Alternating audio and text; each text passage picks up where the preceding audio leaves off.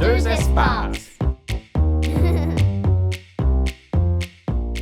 Bonjour les parents et bienvenue à ce 6e épisode qui porte sur la motivation et la persévérance scolaire. Oui. Un sujet de taille qui rejoint tant les petits et les grands qui nous concerne tous de près et de loin.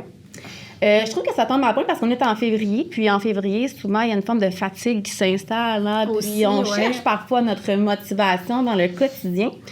Et pour aborder ce sujet de taille, on est vraiment très bien entourés ce matin. On est doublement accompagnés, Fanny et moi.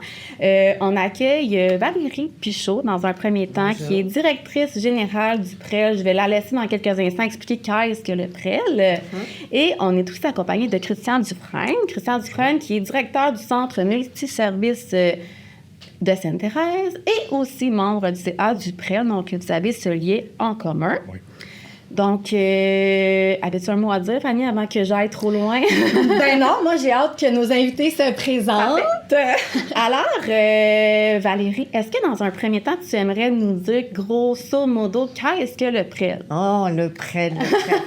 Partenaire pour la réussite éducative dans les Laurentides. Mhm. C'est un OBNL qui existe depuis 20 ans. Quand même. On a fêté les 20 ans l'année dernière. Mhm. La mission du PREL, c'est de contribuer à la réussite éducative dans les Laurentides. Il existe un équivalent PREL dans chacune des régions administratives. Ouais. C'est ce qu'on appelle une instance régionale de concertation. Sachant que les IRC sont reconnus par le ministère de l'Éducation et financés par le ministère de l'Éducation.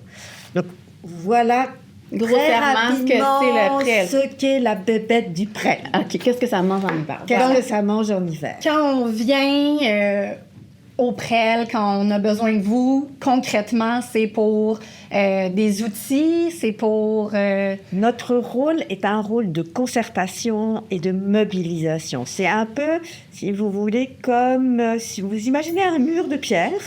Eh bien, chacune des pierres doit participer à la solidité du mur et chacune des pierres, là, représente un acteur de la réussite éducative des jeunes. Le PREL, c'est le ciment entre toutes ces pierres. Donc, notre objectif, c'est de concerter, c'est de mobiliser l'ensemble des acteurs pour que chaque jeune atteigne son plein potentiel et qu'il réussisse. Et ça veut dire quoi réussir? Ça veut dire quelque part devenir un bon citoyen plus tard. Oui, il y a plein de définitions. Il y a plein de définitions. Quelle que soit la voie qu'il choisira, c'est son plein potentiel qui est important. Et c'est là où le PREL joue un rôle, puisqu'il travaille en collaboration, autant avec le monde de l'éducation que les organismes communautaires, que la communauté civile, les élus, les décideurs. Ce que vous appelez l'écosystème qui entoure l'enfant ou le jeune adulte, ou même l'adulte lui-même, finalement. Oui, c'est ça. Vous êtes un peu les travailleurs de l'ombre là, de la persévérance scolaire. Nous sommes les travailleurs de l'ombre, mais il en faut, et ils sont très, très importants, parce que cette mobilisation générale est majeure. Aujourd'hui, il y a à peu près un peu moins de 60% des Québécois qui considèrent que la société devrait en faire plus pour aider les jeunes à persévérer et à réussir. Donc, ce travail de l'ombre, il est majeur. Il est majeur, en effet. Merci. Et Christian, tu disais avant l'enregistrement que tu t'intéresses au PREL depuis un moment, que tu avais la chance maintenant d'en faire partie. Qu'est-ce qui t'intéressait dans cet organisme-là, dans le sujet de la persévérance? Qu'est-ce qui était la motivation de faire partie de cette belle famille du PREL? Bien, comme Valérie l'a dit, c'est un acteur très important. Puis un rôle peut-être qui n'a même pas été abordé, que moi, comme étant dans le réseau scolaire, il y a un rôle aussi de vigie du PREL au niveau des études. On a eu une présentation. Il y a beaucoup de choses qui sont un petit peu dans le spectre très large, mais quand même très pertinent. Je donne l'exemple de ce qu'on a eu avec M. Tremblay au niveau des données démographiques. Bien, pour les milieux scolaires puis pour les milieux communautaires, on a des données qui nous permettent d'orienter nos actions sur des exemples, les cibles de diplomation, le niveau de revenus des ménages. Il y a eu un outil qui a été produit là-dessus puis qui est très qui va dans chaque MRC, chaque région. Ça, c'est un rôle que le PREL... Et ça facilite votre travail. Ben oui, parce que quand on fait nos projets éducatifs, nos planifications stratégiques, ben c'est des données qu'on a, des très bonnes données qu'on a moins accès, qui n'ont pas été recueillies nécessairement ailleurs, donc, ou en tout cas de cette façon. Ouais. C'est un exemple. Mais moi, depuis 10 ans, depuis que je suis arrivé dans la région, en 2013, j'ai toujours suivi de près ce que le PREL faisait. J'ai participé au lancement des Journées de la persévérance. Dans mes milieux, on le faisait, les marches et tout. Là, il y a eu plein d'actions au fil du temps, pandémie par pandémie. Ouais. On a toujours été supporté par le PREL. Donc, pour moi, c'était naturel Ça allait de soi. de venir... quand j'ai assisté aux assemblées générales aussi. Puis là, cette année, on m'a sollicité pour m'impliquer. Puis je trouve que c'est une cause très, très importante. Tu as parlé des journées de la persévérance scolaire. Puis, pour ma part, avant de connaître le PREL, la simple chose qu'on a dû me dire pour que j'allume, c'est le fameux petit ruban vert qu'on associe justement à la semaine de la persévérance scolaire. Et nous, étant primaire, c'est une semaine qu'on se fait plaisir de vivre avec nos élèves. Je me souviens qu'il y a une journée où on s'habille en vert aussi à travers cette semaine-là pour se rassembler pour cette belle cause-là. Donc, ceux qui connaissent moins bien le PREL connaissent sûrement la semaine de la persévérance scolaire, qui est un des événements, si je peux dire, que vous chapeautez, entre autres. Du 10 au 14 février cette année. Exact. C'est vrai, hein? C'est pas pour rien d'ailleurs que c'est en ce mois de février aussi qu'on enregistre un épisode Exact. au sujet de la persévérance scolaire. Avant qu'on continue, Christian, là, on a parlé du prêt, mais on aimerait connaître aussi ton parcours un peu, ce qui t'a mené finalement au centre multiservice. C'est très long. Je vais partir résumé. Plus récemment. Mais j'ai été, disons, dans les dernières années, avant d'arriver au centre multiservice, j'étais, au départ, mettons, on recule de 10 ans, j'étais coordonnateur au service éducatif. Donc, je m'occupais des classes d'adaptation scolaire au secondaire.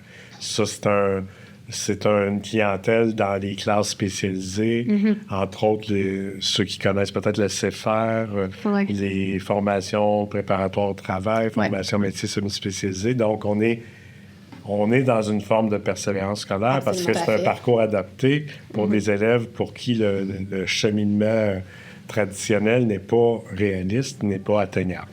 Puis par la suite, j'avais besoin de retourner sur le terrain. J'ai été 5 ans environ directeur d'école primaire. Et il y a 3 ans, j'ai eu la chance de décrocher ce poste qui est pour moi un poste de rêve parce qu'on est vraiment au niveau de la formation générale adulte, on est au bout du parcours. Oui. Moi, j'ai connu le début du parcours avec le primaire. J'ai enseigné au secondaire, mais là, je suis au bout de la route de la formation générale, si on veut. Donc, c'est pour ça qu'on s'appelle formation générale adulte. C'est moins connu que d'autres niveaux, mais ce qu'on fait, entre autres, nous, c'est de compléter les parcours d'élèves pour qui ça a été plus difficile. On va offrir des cours aussi pour accéder à des formations postsecondaires, soit en DEP ou au cégep. Donc, notre rôle est très ciblé sur l'adaptation scolaire, si on veut, parce que la majorité de nos élèves ont passé par des plans d'intervention ou des mesures adaptatives, puis finalement, ils arrivent à un certain point où ils n'ont pas pu compléter. Et nous, on est là pour ça. Puis évidemment, beaucoup de jeunes qui raccrochent à l'école vont passer par nous, parce que quand je suis rendu à 16, 17, 18 ans, je ne retourne pas à l'école secondaire. Je dois finir mon secondaire. Donc, notre âge médian, présentement, c'est 19 ans. Donc, la moitié de nos élèves ont entre 16 et 17. Quand Pour même. venir aux adultes, ça prend 16 ans au 30 juin de l'année. Donc, nos élèves qui vont entrer, disons, l'an prochain, vont avoir 16 ans au 30 juin. Donc, c'est on dit adulte, mais on est plus dans l'adolescence. La fin adolescence. De jeunes adultes. Donc, Et c'est la réalité à peu près partout au Oui. Québec présentement. C'est pas exceptionnel à notre sens. Donc, en résumé, si je comprends bien, les jeunes que vous accueillez sont des jeunes qui, pour la plupart, n'ont pas eu le parcours régulier au secondaire. Bien, ceux qu'on regarde longtemps, c'est ça. Il y en a qui passent vite parce qu'ils viennent juste faire un cours de sciences, un cours de physique qu'ils n'ont pas fait pour avoir un préalable. Mais ça, c'est des élèves qui passent qui entrent et qui sortent. En coup de vent. Là, parce que nous, la particularité aussi qu'on a, c'est qu'on a des entrées-sorties en continu. Donc, à chaque semaine, toute l'automne, jusqu'à la mi-octobre, puis après, aux 2 semaines, comme là, demain, j'ai une cohorte, si on parle de qu'on est en janvier, mais on enregistre pour février. Mais même en février, on va en avoir. Là. Même au moment où je vous parle, il y a des élèves qui rentrent à chaque semaine. Puis entrée-sortie continue, ça veut dire que l'élève, il n'est pas en obligation de fréquentation. Donc, tu sais, au niveau de la persévérance scolaire, on doit se lever de bonne heure, nous, pour les j'imagine. garder. Hein? Parce qu'ils n'ont pas d'obligation de fréquenter. Si ça les ennuie, ils ont juste à quitter. En même temps, je m'excuse. En même temps, le fait d'offrir une si grande flexibilité, ça rend le parcours scolaire envisageable pour eux, j'imagine. Effectivement. Puis c'est pas... Je le dis pas je souhaiterais pas avoir l'obligation de fréquentation. Je pense que... Je suis convaincu que c'est davantage à ce que nous, on offre. Puis j'aime beaucoup dire que j'avais vu un reportage dans le coin de Montréal où il y avait une intervenante qui disait c'est pas le jeune qui a une deuxième chance à l'école, c'est l'école qui a une deuxième chance de scolariser le jeune. Alors, moi, je l'ai fait imprimer et coller dans notre salle de conférence pour qu'on se rappelle que les jeunes qui sont devant nous, ils décident d'eux-mêmes de revenir la plupart du temps, même si des fois les parents... Oui, ils sont derrière. Mais c'est correct. Faut qu'il y ait tout... On est une communauté. Les parents, ils veulent le meilleur pour leur enfant, mais ce que je veux dire, c'est qu'ils décident de revenir d'une façon ou d'une autre. C'est pas eux qui ont un privilège, c'est nous qui avons le privilège. Oui, parce que j'imagine qu'il y a beaucoup de jeunes qui arrivent avec tout un bagage d'appréhension face au milieu scolaire, là, dans le sens où, oui, ils veulent améliorer leur sort, améliorer leurs conditions, accéder possiblement à une diplomation, mais il reste que s'ils ont, à un certain moment, arrêté d'aller à l'école, c'est probablement qu'ils ont vécu des embûches, des défis, et que l'école n'est pas sur un piédestal nécessairement pour eux. Là. Ça peut être un milieu hostile. Puis, tu sais, l'éléphant dans la pièce, je trouve, présentement, dans l'ère où on est, c'est l'anxiété. On a beaucoup d'élèves qui ne fréquentent plus en présence parce qu'ils font beaucoup d'anxiété. Puis, on a beaucoup de demandes de faire l'école à distance qu'on essaie de respecter, mais en même temps, on travaille beaucoup à désensibiliser puis de faire des retours. On a eu quelques exemples déjà de succès là-dessus, que des élèves qui voulaient pas fréquenter en présence, puis on a dit, on va l'essayer avec toutes sortes de mesures. Puis, je compte plus le nombre de témoignages qui disent, finalement, ma fille, mon gars, ne voulait plus aller à l'école. Puis au début, même des fois, on a des discussions solides avec des parents qui disent non, mais ça ne marchera pas. Parce que les parents ils ont vécu ça. Puis je les comprends, là, ils ont vécu. Eux-mêmes ont leur propre bagage. Oui, puis ils ont vécu leur jeune qui ne veut pas aller à l'école, qui est découragé, qui fait de l'anxiété. Comme parent, tu ne veux pas le pousser là-dedans. Mais tu sais, si le milieu travaille avec vous, des fois, on travaille une journée, une demi-journée. Après ça, on allonge. Nous, on a une flexibilité vu qu'on est en individualisé, il n'y a pas de pression de je vais manquer de la matière parce que je suis à mon rythme. Donc, si j'ai cette possibilité-là, pour plusieurs, ça a été un genre de... soulagement. Oui, puis je n'ai pas le mot français, là, mais non, mais ton mot en anglicisme, là, ouais. Un reset.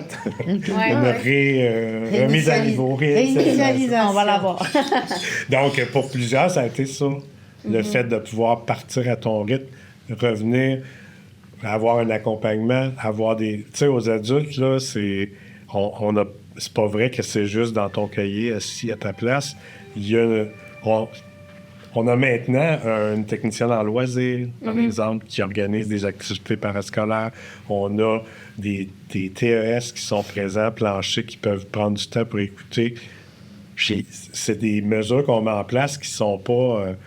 anodine parce que c'est pas juste pour le bon plaisir. Ça fait que les jeunes restent, dînent, vont s'asseoir au café. On a un café étudiant, donc il y en a même qui le gèrent. Donc, il y a toutes sortes de belles histoires qui se produisent. Puis, c'est parce qu'on met les conditions pour eux, on met en place. Mais au final, on a besoin aussi de la collaboration. Parce que je sais qu'on s'adresse aux parents. Ouais. Oui. Je trouve ça important de pouvoir leur parler. Parce que nous, aux adultes, au centre multiservice, depuis 2 ans, on fait même des rencontres de parents. C'est surprenant, mais oui, on a 2 fois par année des rencontres où on reçoit les parents. Ils viennent Malgré le fait qu'ils soient presque des adultes. Oui, il faut même faire signer des décharges aux élèves parce qu'ils sont majeurs. Ouais. Ils doivent donner leur autorisation que leurs parents s'occupent de... Parce que c'est l'inverse du primaire, du secondaire. Mais on a... les dernières rencontres, on a eu entre 40 et 50 parents qui rencontrent les enseignants. Puis on en profite pour leur parler, leur présenter les services autour, par exemple, nos partenaires du CJE, qui sont... C'est vraiment tout un écosystème, hein? Puis ça se met en place ensemble, puis je trouve ça le fun aussi. Ben, tu sais, l'école, c'est pas que académique, là. C'est vraiment très social, c'est plein de choses, finalement, un amalgame de plein de choses. Puis je trouve ça le fun de vous recevoir parce que autant pour moi, avant de faire mes recherches, puis tout ça, que je pense pour les parents et pour les élèves, je pense que c'est quand même méconnu, la formation générale aux adultes, puis peut-être qu'ils s'attendent justement à retrouver le même système, le même cadre qu'à l'école secondaire ou primaire, qui peut-être les ressemblait pas. Puis là, je trouve que c'est une belle vitrine de montrer justement qu'il y a beaucoup de flexibilité, il y a de l'adaptabilité possible, il y a de l'individualisation dans tout ça, que je pense que ça ouvre peut-être le fait que vous exposez tout ça, ça permet de connaître mieux un petit peu ce que c'est, là. Moi aussi, c'était le mot qui me venait à l'esprit, l'écosystème dont vous avez tant à cœur au PREL. On le retrouve à plus petite échelle dans nos établissements scolaires, autant au primaire qu'au secondaire, qu'à la formation aux adultes.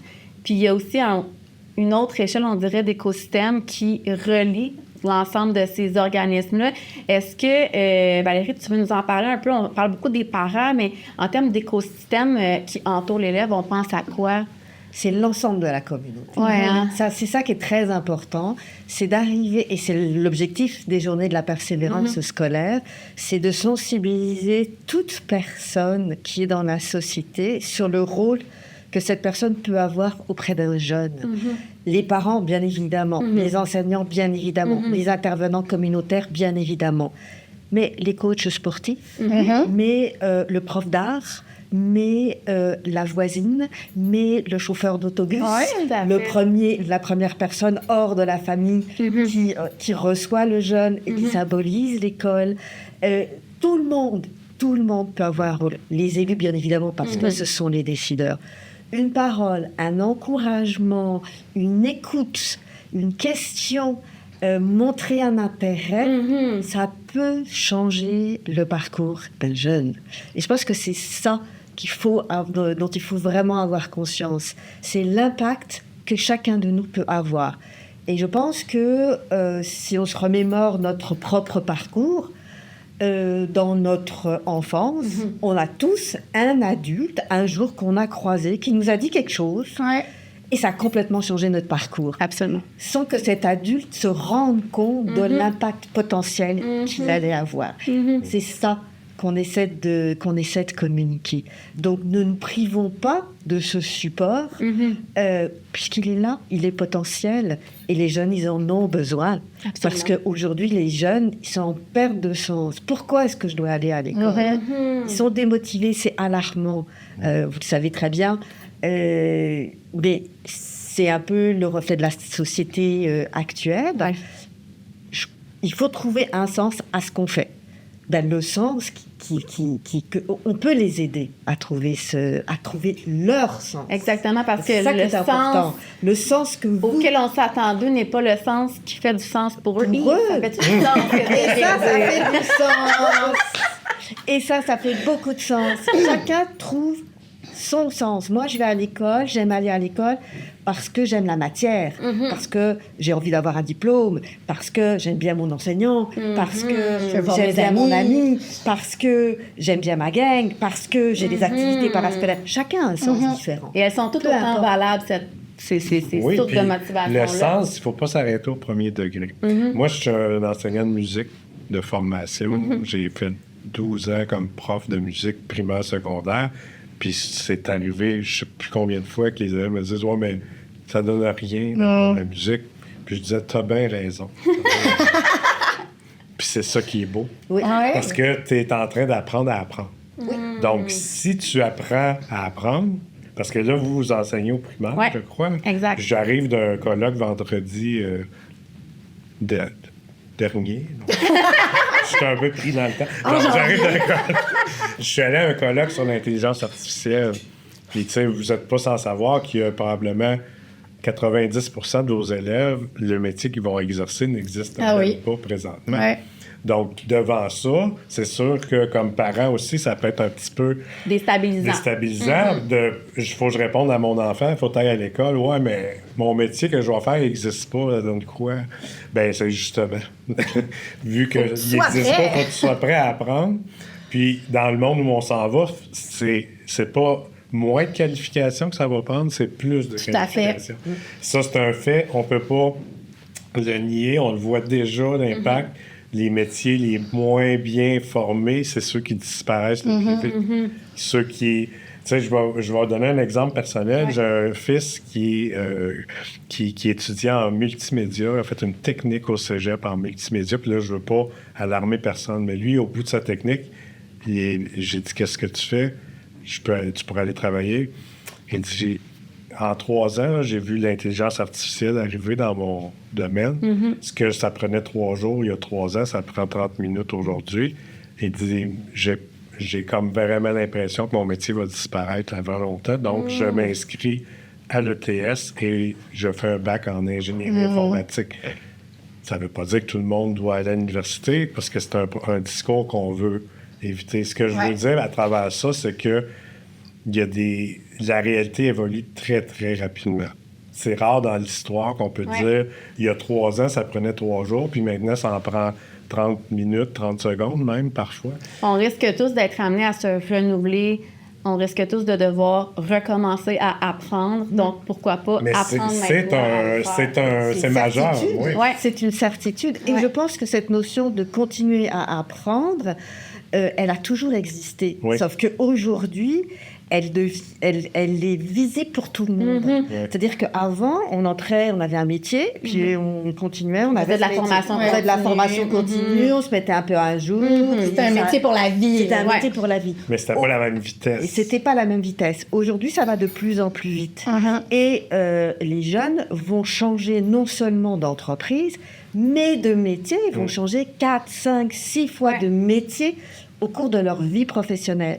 Donc, c'est pour ça qu'ils doivent apprendre à apprendre. On veut leur donner le goût. Il faut leur donner le goût de persévérer et d'apprendre parce que ça leur ouvre des stratégies pour le futur. Tout à fait. C'est ça, en fait, l'objectif, quelque part, de l'école. C'est de les former, c'est de leur apprendre à apprendre. Puis en fait, je pense que plus les élèves évoluent, grandissent, plus notre rôle se modélise un petit peu là, avec leurs besoins. Tu sais, je pense que nous, au primaire, justement, on veut leur donner le goût d'apprendre. Puis le but, c'est, peu importe la raison pour laquelle ils restent à l'école, on veut qu'ils restent à l'école. Exact. C'est ça l'objectif final. Tu sais. Donc, si c'est pour les amis, si c'est pour la musique, si c'est pour le Tout sport, ça est valable. Tout ça est valable. Absolument. Puis j'avais un mentor quand j'ai commencé à enseigner qui m'avait dit, c'était un prof de musique depuis toujours, puis il avait fait toute sa carrière là-dedans, puis il disait, tu sais, bon, il faut aimer nos élèves, ça, c'est sûr, la première condition, mais il dit, un élève, là, quand il a fini son secondaire, là, c'est quoi qu'il se rappelle? Il va se rappeler les voyages, il va se rappeler les sorties, les concerts, C'est rare qu'il va dire, puis ça arrive, mais c'est rare qu'il va dire, hey, dans mon cours de maths, là, quand je faisais les. Pythagore, là, c'est vraiment. Ça peut arriver, mais c'est assez rare. Mais ce qui reste, c'est l'affectif. Puis là, ça, il n'y a rien qui va remplacer ça parce qu'on est des êtres sociaux. On a besoin de. On l'a vu avec la pandémie, comment ça a affecté les jeunes. Donc, il faut remettre au premier plan ça. Il faut remettre de l'avant tout l'aspect social de l'apprentissage. Puis quand on se ramène, moi, je parle de la mission de l'école, instruire, socialiser, qualifier. le socialiser, Il prend de plus en plus de place. Instruire, là, la connaissance, elle est accessible à bout de... On avait la réflexion sur la calculatrice. Ouais. Quand la calculatrice est arrivée, les profs de maths disaient « Mon Dieu, ils s'en font plus compter. Puis ils disaient « Est-ce que... De toute façon, tu n'auras jamais une calculatrice toujours après toi. » oui, c'est depuis ça. qu'on a des téléphones greffés après nous, il y a des calculatrices à portée de main. Ouais. Est-ce que c'est important de savoir calculer? Bien sûr, mais il faut surtout comprendre les problèmes. C'est là que ça, c'est plus profond que juste la connaissance superficielle. C'est sûr qu'elle évolue tellement rapidement. Là. Quand j'ai commencé, moi, j'ai fait une maîtrise en éducation. Puis je me souviens, la prof que j'avais à l'UQO, elle avait dit, moi, quand j'ai fait ma maîtrise en 1976, j'allais à la bibliothèque, je sortais tout ce qui avait été écrit sur mon sujet, j'étalais ça devant moi, je lisais tout ça, puis je pouvais faire... C'est plus comme ça, hein? Non. Parce qu'il y a un développement exponentiel de la connaissance. C'est impossible d'être un expert maintenant dans un domaine et tout savoir. C'est pour ça qu'au-delà de la connaissance, je pense que le rôle de l'école, c'est de donner des stratégies et d'apprendre à réfléchir. Oui, tout à fait. C'est pas de se connaître comme apprenant et de se connaître comme apprenant. Ça, les compétences socio-émotionnelles de chaque élève sont très importantes dans leur stratégie d'apprentissage. L'école a complètement évolué. C'est pas un one size fit all. Non, vraiment pas. Puis le sens critique, c'est qui est ressorti de mon colloque récent, c'est que le sens critique va être de plus en plus ça va être incontournable. Parce que tout ce que tu vois sur Internet, tout ce que tu vas chercher, il faut que tu ailles derrière la tête que c'est peut-être pas vrai. Il faut toujours s'arrêter et mettre les choses en perspective, se questionner, puis évaluer selon nous, selon la situation dans laquelle on se trouve. Est-ce que c'est pertinent? Est-ce que c'est valable? Est-ce que c'est adéquat? Est-ce que c'est juste? Puis on avait la réflexion, on se disait, ça crée de l'anxiété. Absolument. Parce qu'on va-tu devoir toujours douter de tout? Tout est mensonge. Donc, tu sais, avant, on partait de la prémisse que tout est... Tu sais, c'est dans une encyclopédie. Oui, voilà. C'est la vérité. Vraie. Maintenant, c'est l'inverse. Puis c'est là que l'école a un rôle à jouer, un cadre où ce qui se dit à l'école, ce qui se fait à l'école, tu devrais pouvoir t'y fier. Puis c'est le rôle des éducateurs, puis de la société au complet, de valoriser ça. Ouais. C'est ça le rôle aussi du PREL, entre autres, de valoriser l'éducation. Valoriser l'éducation, ça veut dire aussi d'avoir confiance. Puis là, encore une fois, quand je parle aux parents, j'aime tellement pouvoir parler aux parents. C'est la base de tout, vous le savez, vous enseignez. Absolument. C'est la confiance. Le jour que le parent n'a pas confiance en toi, tu ne pourras rien faire. Tout ce que tu vas faire va être retenu contre toi. Donc, il faut avoir cette confiance-là. Puis, moi, je dis toujours aux parents, dans l'angle que si toi, tu doutes de l'école, ton enfant à côté, là, moi, je l'ai vécu beaucoup durant la pandémie comme directeur. Les parents qui étaient anti-masques, anti-vaccins, il n'y avait rien à faire avec leurs enfants puis d'essayer de les convaincre de mettre un masque. Là. C'est pas l'école qui va décider. Puis j'ai parlé souvent des parents en disant, écoutez, je comprends votre position, vous avez le droit à votre opinion, mais là, on est dans une société. Puis si moi, je vous dis, OK, je ne mets pas de masque, là, bien, ils vont me remplacer par quelqu'un qui va lui faire mettre un masque parce que c'est le bien commun. Puis quand je vais à l'école, moi, j'ai le souci du bien commun. Puis en soi, c'est un apprentissage. On parle de socialisation, de dire, moi, je crois... Nos droits et libertés. Est-ce que moi, comme individu, directeur d'école, parent, peu importe, je peux douter que la mesure X, c'est la meilleure? Oui, peut-être, mais au niveau de ce qu'on se donne comme structure, comme société, on a pris une orientation, puis on va le respecter. En privé, je peux être en désaccord. Absolument. Mais je peux pas non plus dire, je me plie à rien, puis je... on questionne, c'est encore le côté critique. Par contre, c'est ça, c'est le sens critique. Puis dans le fin fond de moi, quand j'y pense vraiment, de porter un masque, est-ce que c'est dangereux? Non, c'était pas dangereux. Fait que je l'ai porté quand même si je peux avoir des doutes sur l'efficacité. À un moment donné, c'était quoi qui était efficace. Là, je donne l'exemple, mais c'est Ouais. comme ça pour plusieurs dossiers. Faire confiance à l'école, dans le fond. Si l'enseignante te dit c'est comme ça que je l'enseigne, puis toi, t'es pas d'accord, puis à la maison, tu Le fais autrement. fais autrement, ben tu bousilles pas l'enseignante, là. Tu bousilles Absolument. l'apprentissage de ton enfant qui va être dans un conflit de loyauté. Ouais, qui va être dans le doute. Mais ça fait partie de la persévérance, mesdames et messieurs. C'est pour ça que j'en parle. Parce que le parent qui va bien accompagner son enfant, c'est pas le parent qui va dire oui, oui, oui à tout, mais c'est qui va avoir le discernement de dire qu'est-ce qui est le mieux pour mon enfant dans son accompagnement. Puis un enfant va avoir, je l'ai toujours dit aux parents que je rencontre, l'enfant va être loyal à son parent. Peu importe ce que moi je vais dire, que l'enseignante va dire. Si à la maison, vous dites le contraire, même si vous le pensez, Le parent est le premier référent pour l'enfant. c'est le premier éducateur. C'est le premier éducateur pour l'enfant. Et je pense que les parents, certains du moins, doutent parfois... Excusez-moi. Du pouvoir qu'ils ont. Oui, exactement. Du pouvoir positif qu'ils ont, malheureusement aussi du pouvoir Négatif. négatif. C'est-à-dire que, comme tu le dis, Christian, un mot négatif sur l'éducation, ça sert à rien d'aller à l'école. Regarde ton oncle, il n'a pas été à l'école, et puis regarde comme il a On a tous une histoire du genre dans notre tête. des comme ça, hein, on en a tous des comme ça.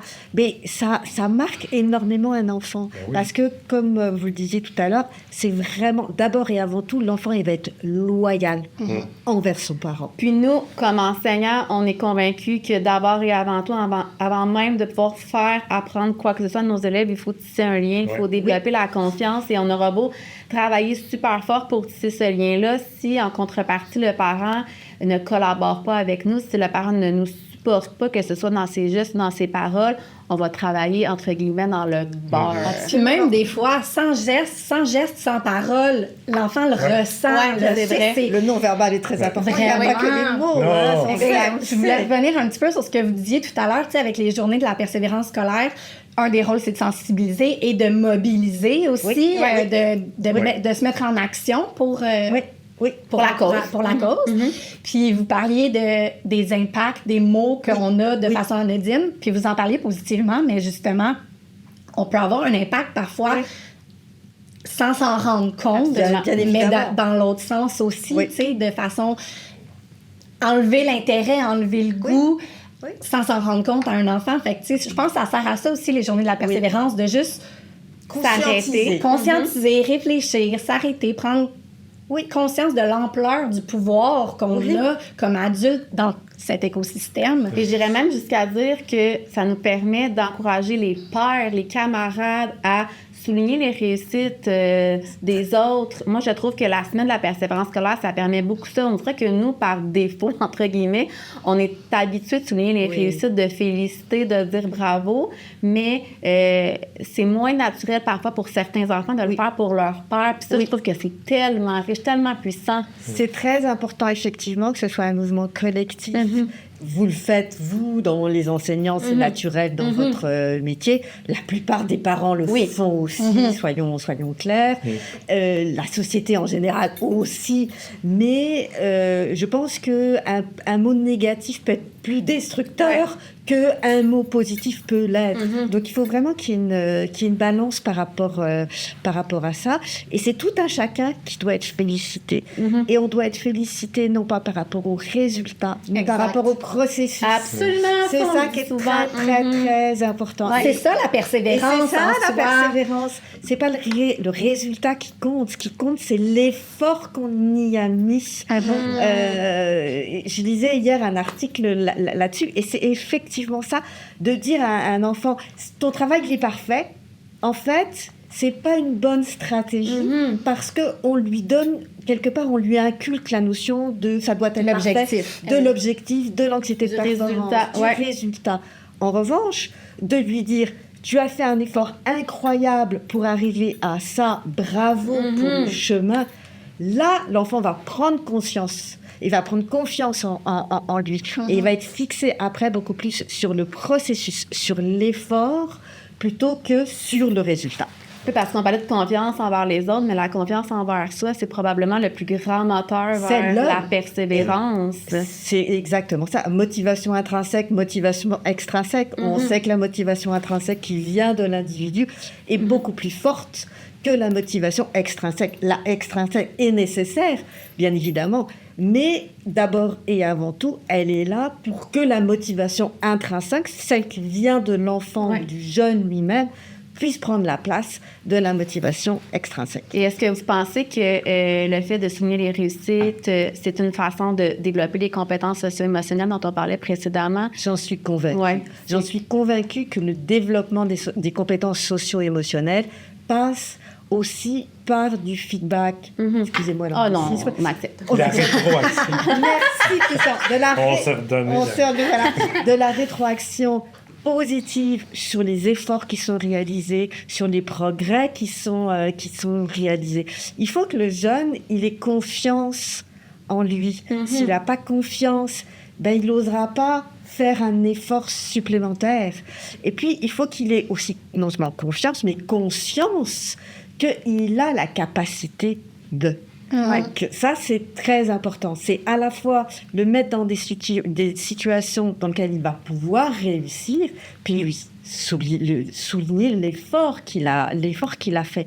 Peu importe s'il a atteint ce que les autres ont atteint ou pas. Ouais, donc, mettre le doigt sur le petit accomplissement, aussi petit célébrer chaque petit succès, chaque petite progression, c'est ça qui est important.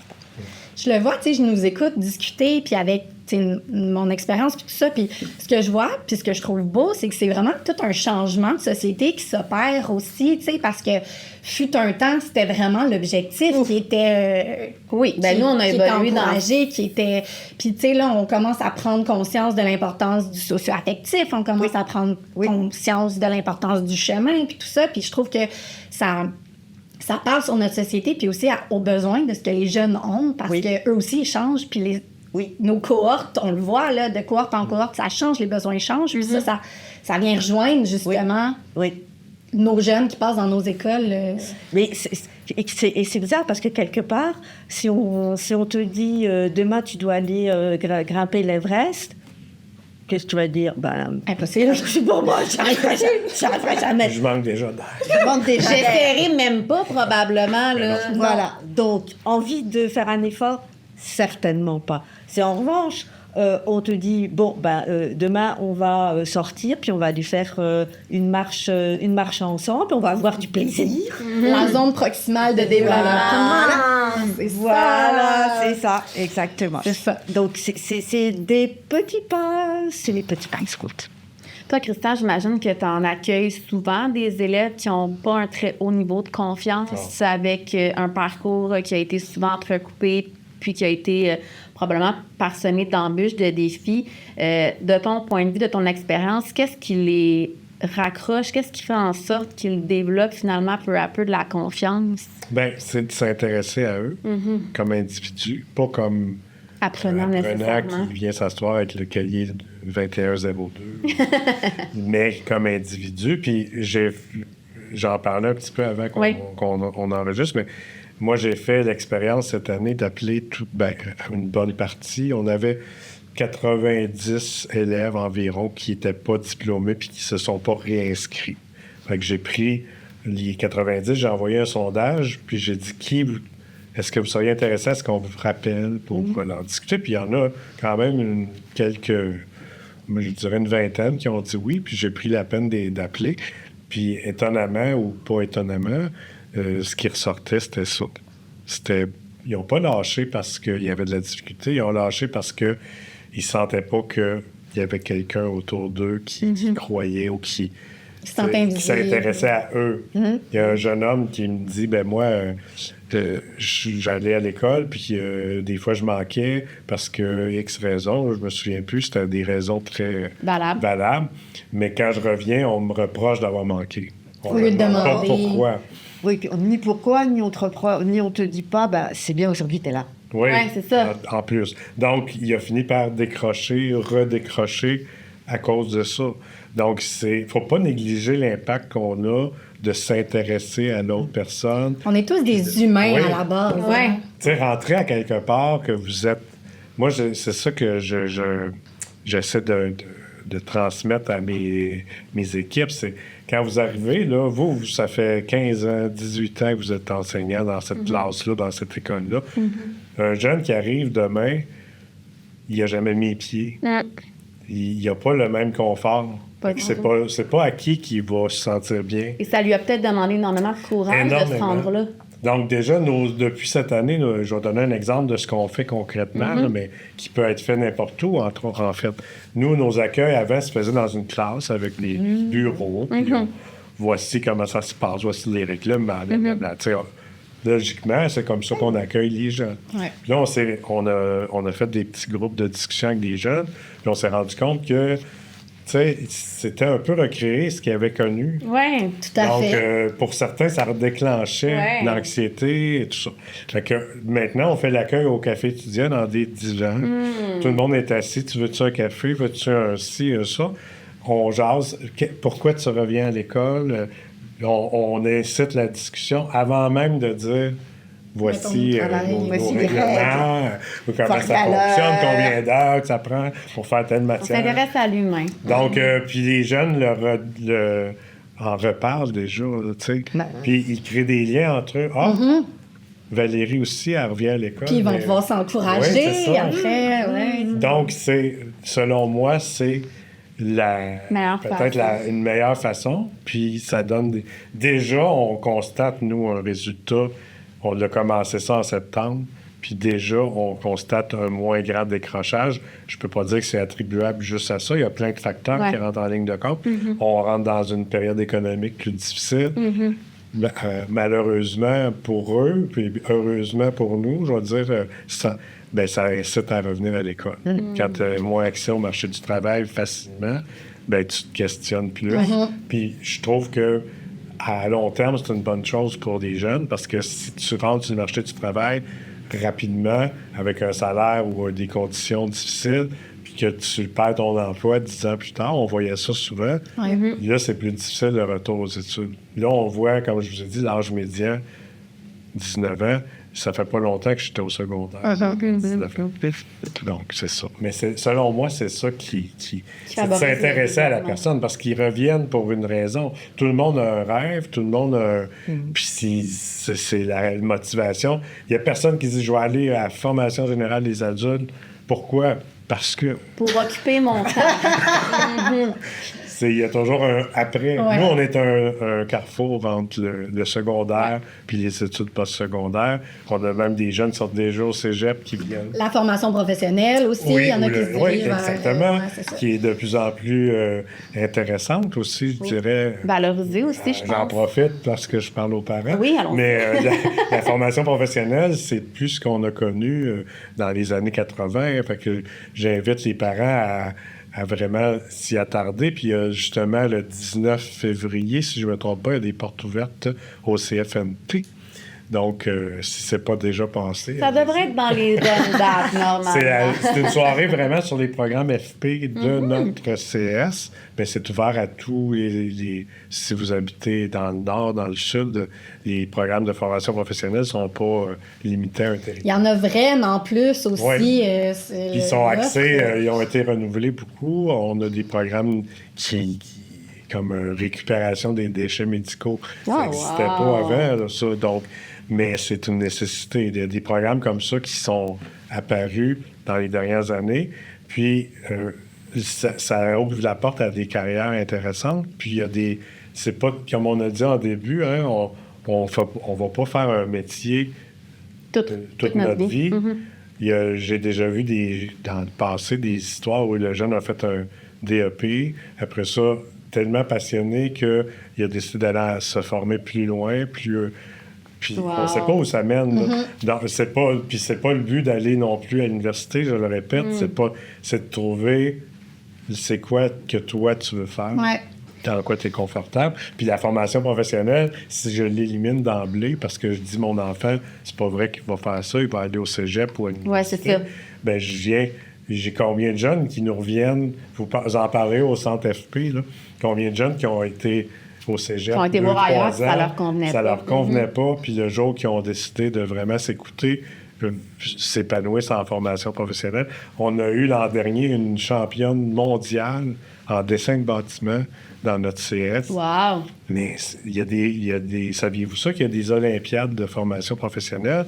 Il y a des finales régionales, provinciales, nationales et internationales. Je ne savais pas, pour vrai. Et c'est très intéressant, puis c'est une façon de valoriser la persévérance. La persévérance et les parcours. Oui. Mais on a cette jeune fille qui avait passé par le centre multiservice pour faire ses préalables, a fait un programme et est devenue une très compétente dans ce domaine-là.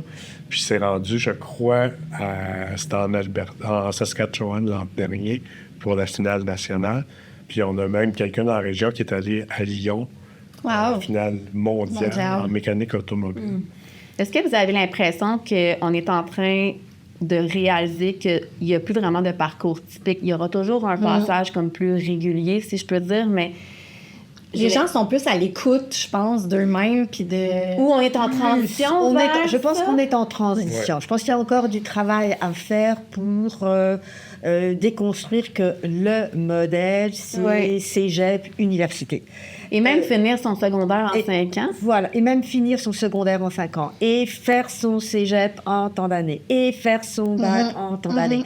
On est en transition. Ouais. Mais c'est bien parce qu'il y a de plus en plus d'ouverture. Ouais. Et qui dit ouverture dit évolution. L'évolution, ça prend toujours du temps. Donc, ça, je trouve ça très positif de voir cette ouverture, de considérer qu'une formation professionnelle va mieux aller à tel jeune ou tel jeune. Donc, c'est ça qu'il doit faire. Et le rôle du parent, c'est ça. C'est de trouver ce qui va le mieux à son enfant. On n'est pas tous uniques, pas du tout. On est tous très différents. Et donc, qui dit personnalité différente, envie différente, rêve différent, dit parcours différent. Puis est-ce que ça rentre aussi avec le fait d'accepter que ça fonctionnera peut-être pour un temps, mais reste que c'est pas perdu, ce bagage-là, ça va toujours Bien être évidemment. utile. Puis après ça, si je décide de faire une autre formation professionnelle parce que j'ai découvert autre chose, peut-être que c'est ce programme-là qui m'a mené là. Puis Absolument. Oui, puis Absolument. faut pas oublier que les employeurs, présentement, ils voient bien aussi qu'il y a certaines formations qui sont pas à jour, puis ils vont prendre des jeunes qui ont un certain bagage, puis ils vont les former aussi. Puis c'est pas une fin en soi de faire un programme puis de dire je suis pas un conseiller d'orientation, là, je ne vais pas parler mais il reste que la connaissance de soi, elle est évolutive. Ce que j'aime à 19 ans, c'est pas nécessairement ce que je vais aimer à 25 ans. Donc, ça fait partie du cheminement. comme tu le disais tantôt aussi, il y a plusieurs programmes qui se regroupent. Tu sais, quand on est plus jeune, des fois, on a besoin de plus de concret. La formation professionnelle peut nous apporter ça. Puis après ça, ayant découvert ce concret-là, OK, j'aime ça, je vais pousser plus loin, je vais, tu sais, ça peut être... je prends toujours des gants blancs pour dire ça, mais j'ai en tête le parcours d'un jeune qui est allé au CEFAM, à Mirabel, en agriculture, qui après ça, il a dit « Ah, ben je vais aller faire une technique au cégep. » Puis finalement, après cette technique, il a décidé de devenir agronome. Il est parti de la formation professionnelle, il est devenu agronome, mais ce qui le différencie de beaucoup d'autres agronomes, c'est que lui a fait du terrain. Tout à fait. Donc, il était très apprécié dans son travail d'agronome. Ça donne une expérience supplémentaire. Puis probablement que s'il n'était pas passé par le terrain, il n'aurait pas eu l'idée d'aller faire... Fait que, puis comme je le dis, avec des gants blancs, parce que c'est pas... C'est son parcours à lui. C'est son parcours à lui. C'est pas de dire « Ah, je vais envoyer mon enfant en formation professionnelle, mais je vais le pousser après pour qu'il aille au cégep. » Ça s'est fait naturellement. Ouais. Ça lui a peut-être permis aussi de voir de quoi il était capable, de développer une confiance en lui, de dire « Hey, moi, je suis capable de rehausser le niveau encore. Là. Je suis capable d'aller plus loin. » Puis il y a aussi les jeunes, il ne faut pas oublier, qui vont en formation professionnelle puis qui se retrouvent en affaires après. Oui, entrepreneurs. Vous seriez surpris de leur salaire, que si on regarde le salaire moyen, mais quand je deviens entrepreneur, mais c'est ça. Mais j'ai comme ça une belle histoire, une histoire à succès d'un jeune qui est passé par Huberdeau, donc qui avait fait des mauvais choix, on va dire comme ça. À un certain moment. Et un jour, il a croisé un entrepreneur qui a su lui parler, qui a su l'intéresser. Il s'est inscrit dans une formation de plomberie, puis dans une autre formation professionnelle, et puis une autre, puis une autre. Il a monté son entreprise. Et maintenant, il possède des blocs appartements beaucoup plus que... Oui, c'est ça. C'est ça. Donc, ça va... Il a un avenir florissant. C'est intéressant. Un avenir florissant parce que... Et ce jeune-là, à un moment... il avait perdu tous ses repères. Il avait perdu tous ses repères. Et puis, pas beaucoup de personnes pariaient sur le cheval. Or, maintenant... c'est pas du tout... La situation est complètement inversée. C'est peut-être lui qui sera un mentor pour une autre personne. Exact. Tout à fait. Et parce que de redonner aussi, c'est important dans ces histoires-là. Et c'est pour ça qu'il n'y a pas de fatalité, il n'y a pas de déterminisme. Une situation aujourd'hui qui peut être très difficile, ça on en convient, elle peut se retourner. Et elle peut se transformer en une situation positive quand on met les bonnes lunettes, quand on persévère, quand on donne la chance, quand on écoute, quand on aide. Il faut garder espoir, effectivement. Et puis, il faut avoir confiance dans les capacités. On n'a pas tous les mêmes capacités, ça, c'est bien clair. Moi, je suis incapable de courir un marathon. Mais par contre, j'aime bien jouer au tennis. Et je joue au tennis, et ça me fait plaisir. Mais par contre, je ne courrai jamais de marathon. Puis c'est bien correct comme ça aussi.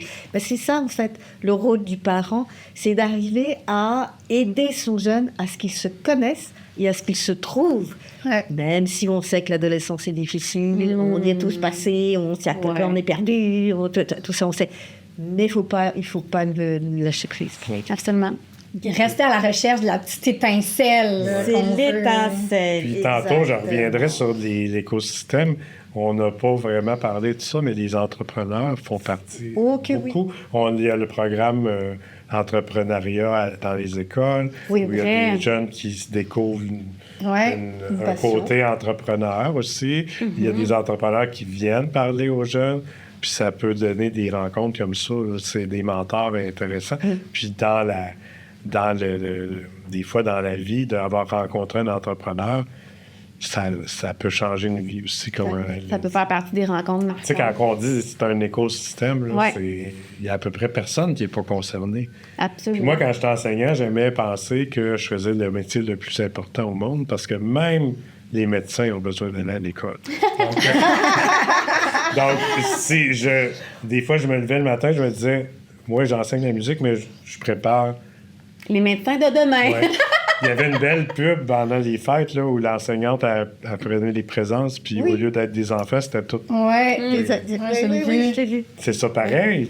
Quand tu prends tes présences, c'est des futurs adultes, c'est les décideurs de demain. Absolument.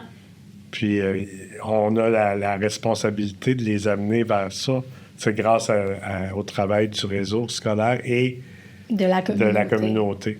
Puis je reviendrai peut-être sur les parents, parce que j'aime beaucoup. Oui, c'est à eux qu'on parle essentiellement. Mais dans l'école, je veux juste dire, je le disais souvent à des parents, mais j'aimerais ça, vu que je peux peut-être en joindre plusieurs, les enfants, là, ils sont tellement fiers quand leurs parents s'impliquent. Puis ça veut pas dire que tu dois être le géo des Olympiades. Puis peut-être que comme parent, tu n'as pas le goût de t'exposer à ça, tu veux pas gérer. Mais juste, je disais souvent, puis là, je veux pas être stéréotypé, mais les papas qui travaillent beaucoup, qui n'ont pas le temps d'aller... Mais juste exemple, participer à fabriquer un décor pour l'Halloween, tu fais ça chez toi, t'as pas le temps d'aller à l'école, mais ton enfant va dire « Hey, ce décor-là, c'est mon père, c'est ma mère qui l'a fait. » Puis t'as pas été à l'école. T'es pas allé physiquement à l'école. Fait que des fois, on se dit « Ah, j'ai pas le temps de m'impliquer à l'école. » J'irais même jusqu'à dire que sans créer quoi que ce soit, accorder de l'intérêt face au vécu de l'école. On le dit souvent, là, balado après balado, que juste d'écouter, de poser des questions, de se renseigner sur le vécu de l'école, ça prend pas de grandes compétences, ça prend pas énormément de temps ni d'énergie, mais juste de démontrer un réel et sincère intérêt envers le vécu, envers ce qui a été... Qu'est-ce que tu as fait aujourd'hui? Qu'est-ce que tu as fait? Comment ça s'est passé? Ça n'a pas besoin d'être sur le plan académique non plus, là, mais de quoi tu es fier, si on veut parler de persévérance. Exactement. Moi, je pense que juste ça, là, ça donne envie à l'enfant par la suite d'en dire davantage à son parent, de se confier à son parent, de lui faire part de ses réflexions, de ses questionnements. Fait que juste de démontrer un réel intérêt au quotidien, je pense que c'est déjà le premier pas qu'on peut faire comme parent. Oui. Oui. Oui. Et de mesurer sa réaction. Parce que des fois, on peut réagir beaucoup à des choses, puis l'enfant veut juste être écouté. Oui. Il veut pas que tu prennes le téléphone demain pour appeler à l'école puis te plaindre que mon enfant a... C'est plutôt de dire comment tu vas gérer ça demain. Puis tu peux écrire au prof de façon... Moi, je trouve les meilleures interventions de parents, c'était souvent celles-là. Celles que... Par la main, oui, j'ai... Pas parce que je veux pas que les parents s'impliquent, là, comprenez-moi bien, c'est que ce qui peut arriver, c'est que ton enfant, il ne te parlera plus après. Si tu as réagi trop fortement pour quelque chose qu'il avait besoin de te nommer, qu'il va gérer lui-même ou elle-même, mais que toi, tu dis, hey, non, mais tu sais, le parent, on appelle ça les parents hélicoptères. Ouais, c'est ça. De mettre le prof dans le coup, mais de continuer à développer l'esprit critique de notre enfant dont on parlait précédemment. Puis donner le pouvoir. Ouais. Parce que là, quand on le fait à sa place, on lui enlève la responsabilité. On lui enlève le pouvoir. De le remettre au centre de sa vie, dans le fond. Là, Ouais. puis, Ça, lui donner les stratégies pour le gérer. C'est une belle façon de s'impliquer parce que tu aides ton enfant, tu aides le climat de la classe aussi. C'est pas acceptable qu'il y ait des situations. Tu sais, on parle beaucoup d'intimidation, de violence à l'école, mais c'est pour... Vous avez vécu l'école, c'est pas si tranché au couteau que ça. Oh, mon Dieu, il n'y a non. pas les bons d'un côté, les mauvais de Absolument l'autre. pas. Le mauvais, souvent, il a eu lui-même été victime. Tu sais, puis moi, en tant que centre général adulte, je reçois beaucoup de gens qui ont eu des parcours difficiles là-dessus. Donc, l'important, c'est de pouvoir t'outiller comme enfant, comme adolescent, pour faire face à ça. Il y a des situations qu'il faut intervenir, mais il y en a plusieurs où le jeune va être capable de le faire. Absolument. Si on l'aide, c'est pas de le faire à sa place. Puis plus on va le faire, plus on va l'accompagner, plus on va le questionner, plus ça va devenir naturel. Ouais. Puis c'est tellement des compétences qui vont être utiles dans leur vie future, dans le quotidien. C'est ça. Ça rappelle le dicton apprends à un homme à pêcher, il va pouvoir manger toute sa vie. Si tu donnes du poisson une fois, il va manger. Je sais plus qui disait ça.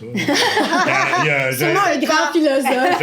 Je sais que Félix Leclerc l'a dit, mais je suis pas certain que ça... Ça fait bien du sens, en tout cas. Là, on a parlé beaucoup, tu sais, de la persévérance, de se mettre en action, puis tout ça, mais est-ce que dans la persévérance, il y a aussi le fait, parfois, d'accepter qu'on a besoin de temps, d'accepter qu'on a besoin d'une pause, qu'on met pas tout de côté, mais tu sais, de... Chacun son rythme. Maturer. La persévérance, c'est exactement ça. C'est pas toujours aller à 120 km/h.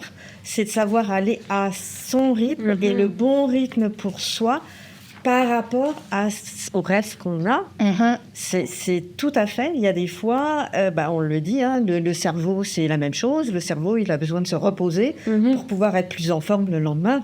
Allez prendre l'air un quart d'heure, aérez-vous les neurones. Ce sera beaucoup plus performant après que si on n'avait pas fait cette pause. Donc oui, bien évidemment, ça fait partie des stratégies de savoir ralentir, accélérer.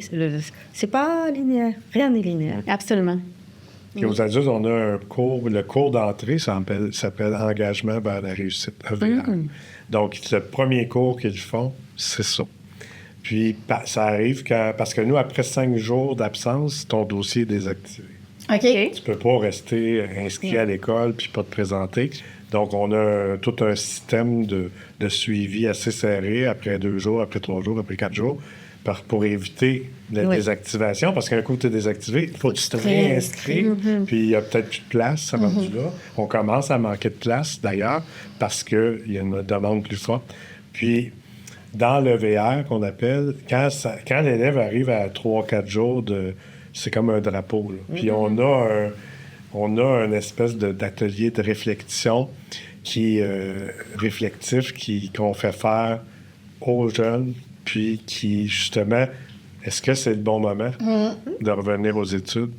Peut-être que je devrais prendre une pause puis revenir dans 6 mois, 3 mois. Ça fait partie de la réflexion. Donc, le VR, c'est un cours à part entière dans le parcours. Je pense que c'est bon de le faire, même si on n'est pas aux adultes. C'est quoi? Oui, tout à fait. En quoi je m'engage? Oui. Tu sais, il y a la fameuse année sabbatique là, qui est comme de plus en plus populaire. C'est comme prendre un pas de recul. C'est prendre un pas de recul. C'est exactement pour arriver à mieux voir la photo. Quand on est comme ça, on ne voit plus rien.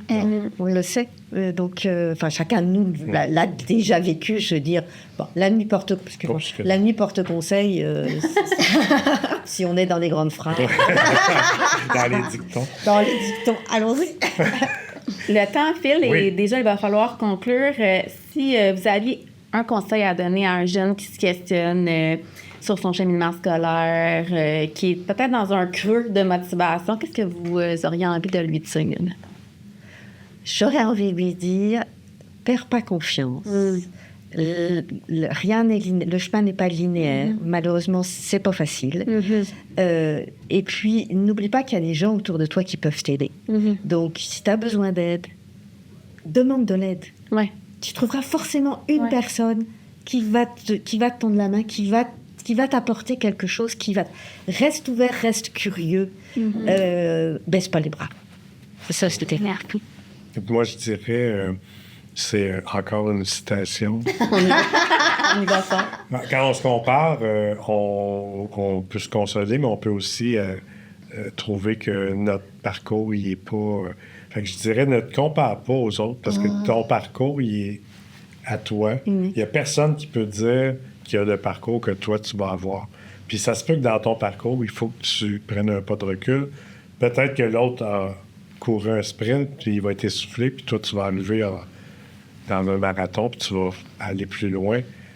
Ouais. C'est très dangereux de se comparer, puis de se démotiver en disant, ben moi, je suis pas bon. Je suis pas comme elle, je suis pas comme elle. Souvent, on généralise, hein, quand on dit, tout le monde réussit. Des fois, même si t'es curieux, là, prends le temps de demander à quelqu'un de ton entourage, ça a été quoi son parcours, puis tu vas être surpris parfois de comment ça s'est passé. C'est rare les gens qui ont fait un parcours linéaire. Il y a des richesses dans ton entourage. Dans le temps aussi. Tu sais, je le vois un peu comme prendre l'autoroute versus prendre la route scénique. L'autoroute, on se rend au point A, au point B rapidement, mais avec la route scénique, on peut voir des beaux paysages. Exactement. C'est là. Laisser le temps au temps. Ouais. Dans les flashs. Apprécier le parcours. Pas juste penser à la c'est le chemin et non pas l'objectif. Tout à fait. Wow, c'était tellement riche, c'était oui, tellement merci beau. Beaucoup. Merci beaucoup d'avoir été avec nous. Merci beaucoup d'avoir organisé. J'espère, les parents, que ça vous a inspiré, interpellé, puis que ça vous donne juste le goût d'accompagner davantage vos jeunes. Est-ce que tu voulais ajouter quelque chose en conclusion, Fanny? Ben, non. Donc, continuez de nous suivre, continuez de commenter, continuez de réagir, puis on se revoit le mois prochain pour un autre épisode d'Entre deux espaces. Merci beaucoup.